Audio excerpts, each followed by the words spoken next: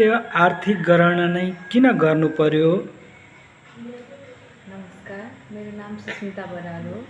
म चाहिँ यो झापा जिल्ला आर्थिक गणना कार्यालयको जिल्ला आर्थिक गणना अधिकारी हो। अब हजुरले राष्ट्रिय आर्थिक गणना नै किन गर्नु पर्यो भन्नुभयो। अब त्यसको लागि त छोटो परिचय दिन खोजेँ।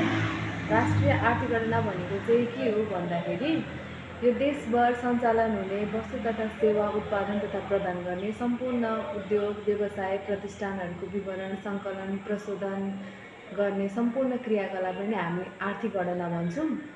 यो चाहिँ अब राष्ट्रिय तथ्याङ्क कार्यालयद्वारा सञ्चालन हुन्छ। पहिलोपटक 2075 सालमा यो गणना सम्पन्न भएको थियो। त्यसै गरी 5-5 वर्षमा यो आर्थिक गणनाहरू सञ्चालन हुन्छ। यो अहिले सञ्चालन भएको राष्ट्रिय आर्थिक गणना 2082 चाहिँ दोस्रो आर्थिक गणना हो। जसरी मानिसहरूको गणना भनेको जनगणना हुन्छ हो, त्यसरी नै उद्योग व्यवसाय प्रतिष्ठानहरूको गणनालाई चाहिँ हामी राष्ट्रिय आर्थिक गणना भनेर भन्छौँ। त्यही भएर यो आर्थिक गणना चाहिँ कहाँ हुन्छ? देशैभरिको कुन विधामा कहाँ भएको छ? हजुर, यो चाहिँ राष्ट्रव्यापी रूपमै देशभर सञ्चालन भएको छ।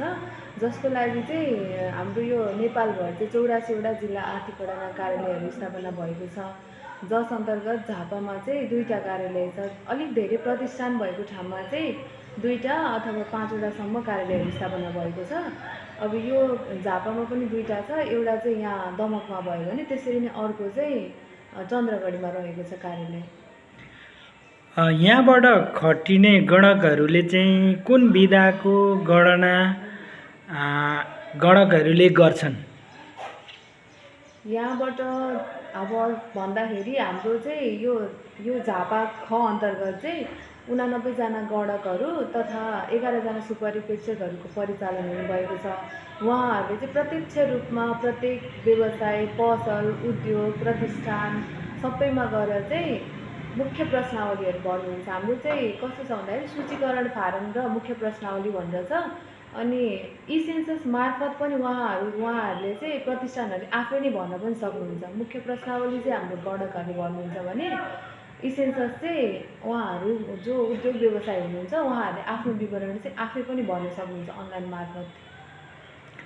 यो सरकारले राष्ट्रिय आर्थिक गणना गरिरहँदा कुनै पनि व्यवसायीले चाहिँ आफ्नो विवरण दिएमा भोलि उसको गोपनीयता त भङ्ग हुँदैन, उसलाई केही असर पर्दैन, यो खालको पनि उहाँहरूको दर तरास छ। यो विषयमा तपाईँ के भन्नुहुन्छ? हजुर, त्यही त अब प्रत्येक मानिसलाई व्यक्तिलाई आफ्नो गोपनीयताको त एकदमै ठुलो हुन्छ नि त। अब यो हाम्रो चाहिँ कस्तो छ भन्दाखेरि तथ्याङ्क ऐन 2079 बमोजिम सम्पूर्ण जसले उहाँहरूको उद्योग व्यवसायहरूले विवरण दिनुभएको हुन्छ सम्पूर्णको विवरण चाहिँ एकदम गोप्य रहनेछ। यो चाहिँ एकदम सार्वजनिक रूपमा एकल रूपमा मात्रै सार्वजनिक हुनेछ। राष्ट्रले नै एकमुष्ट सार्वजनिक गर्छ। कसैले कसैको विवरण पनि यो उल्लङ्घन गर्न मिल्दैन। यसमा चाहिँ भनेको व्यक्तिको विवरण आउँदैन, समग्र व्यवसायीहरूको विवरण चाहिँ राज्यले भोलि अन्तिम रूपमा प्रतिवेदनको रूपमा सार्वजनिक गर्छ। हजुर हजुर, राज्यले एकमुष्ट प्रतिवेदनको रूपमा व्यक्तिगत होइन कि अब कुन ठाउँमा कस्तो खालको प्रतिष्ठानहरू छ अनि त्यसपछि कसरी फैलिएको छ त प्रतिष्ठानहरू। अब पहिलाको भन्दा अहिले धेरै प्रतिष्ठानहरू बढेको छ कि घटेको छ कि अनि रोजगारीको अवस्था कस्तो छ हो त्यस्तोहरू नै सङ्कलन गरिन्छ यसमा चाहिँ। अनि सम्पूर्ण व्यवसायीहरूले दिनुभएको विवरण चाहिँ तथ्याङ्क ऐन 2079 बमोजिम एकदम गोप्य रहनेछ। यसले कुन क्षेत्रको आर्थिक स्थिति राम्रोसँग मापन गर्नको लागि गणना गरिएला? कुन क्षेत्र भन्नाले हाम्रो चाहिँ अब समग्रमा भन्नुपर्दा 18वटा सेक्टरहरू भन्ने हुन्छ। एनएसआइसी यो चाहिँ नेपाल स्ट्यान्डर्ड इन्डस्ट्रियल क्लासिफिकेसन भन्ने छ। 18वटा सेक्टरमा चाहिँ अब कृषि भयो उद्योग भयो अनि त्यसपछि व्यापारहरू भयो अनि खानी तथा उत्खननहरू भनेर विभिन्नवटा वर्गीकरण गरेको छ। त्यही अनुसारले सम्पूर्ण क्रियाकलापहरू चाहिँ यसमा समेटिन्छ। एउटा सानो खुद्रा पसलदेखि उद्योगहरूसम्मको गणना गरिन्छ त?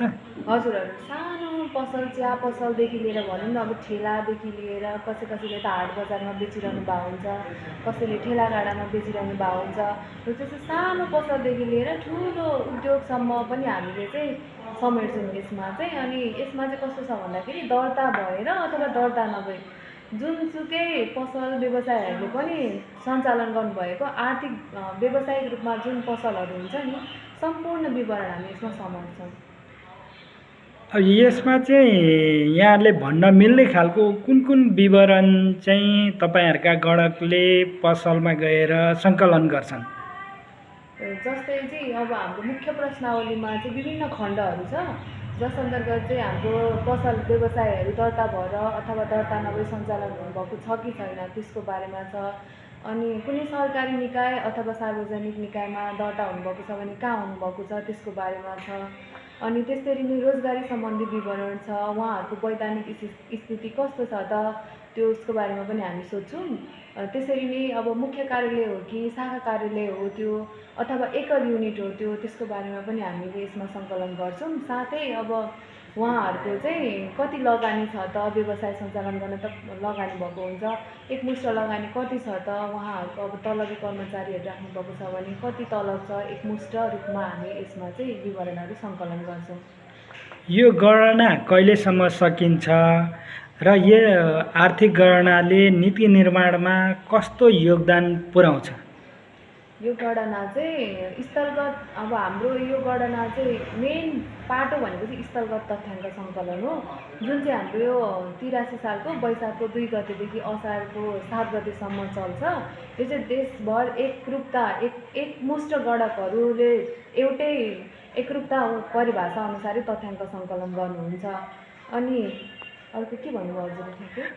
आर्थिक गणनाले नीति निर्माणमा चाहिँ कस्तो योगदान पुर्याउला त यो तपाईँहरूले गरिरहेको आर्थिक गणनाले?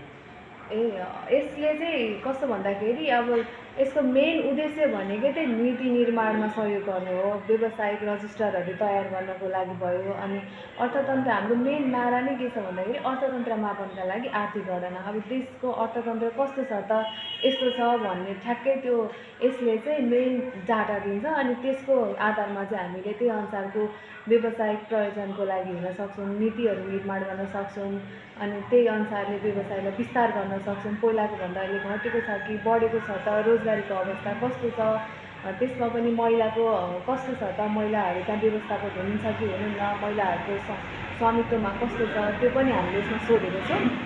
अनि त्यही भएर एकदमै इम्पोर्टेन्ट हुन्छ यो चाहिँ।